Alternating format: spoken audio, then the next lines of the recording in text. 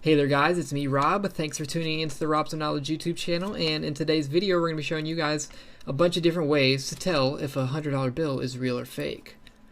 Now this video is going to be mainly focusing on this new blue style of $100 bill. This is United States currency, but a lot of these features will also work for even the earlier versions of the $100 bill. So let's go ahead and get started. Firstly, without using any of kind of detection, outside detection like a pen or a black light, there are a few features you do have. So first up here is we have this Liberty Bell here. It is like a color shifting, so it can color shift from gold to a greenish, as you can see there. We're talking about inside this little pot here. It goes from like a goldish to a greenish tint. And then we also have this blue security strip here, which has little 100s, and it also has Liberty Bells. They kind of shift as you turn the bill like that. So if somebody was just printing money on like a printer, this would not be working like it is on screen. Now also we have some raised printing basically. So if you run your thumb along just like paper outside of here and you feel it's nice and smooth, and then you run your thumb along Benjamin Franklin's shoulder, you can feel that it's texturized. It's basically raised ink. So you can feel a good difference there, and that's where a lot of bank tellers will go just to tell if the bills are real or not. And then also we do have, of course, the watermark.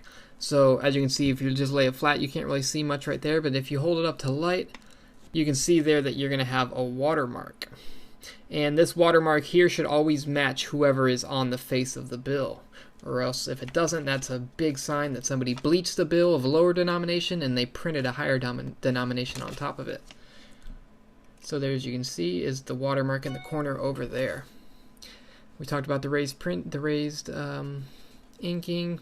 Now also we have all these, little $100 things that are goldish.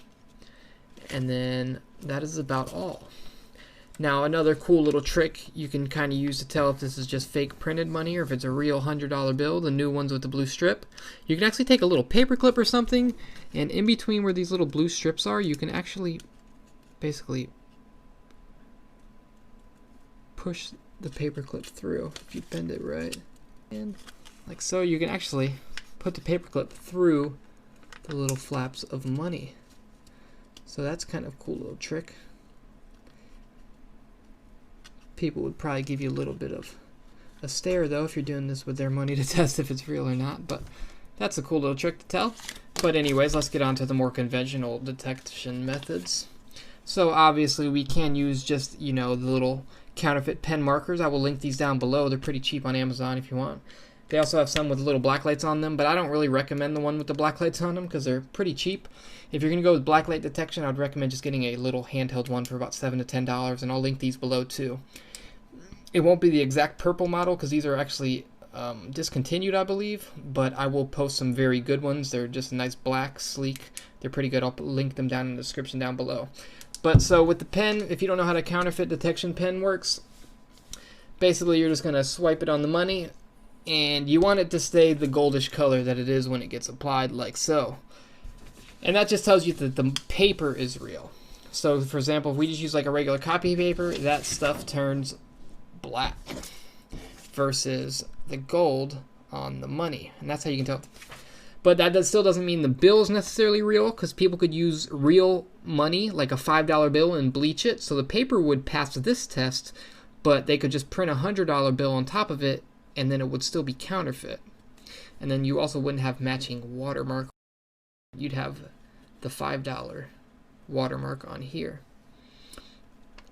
So there's the pen test, and then there is also, you can do a black light test, or you can do it without a black light, but it also has an extra security feature. So here you can see there's also a little, there's basically a security fiber in the bill that if you hold up to light, you can see it says 100 USA. So yeah, here you can see it says 100 USA. And you can't really see it much on video, but this strip actually glows orange a little bit under black light. And like the other bills work better because they glow like a green. It's kind of hard to see on camera, but if you do it with your own black light, you can kind of see, especially with other bills. But that security fiber is also a very important feature that you need to check for. So those are about all the security features. If I missed any, I don't believe I do, leave them down in the comments below, and I may have to make an updated video, but I'm pretty sure we covered all of them.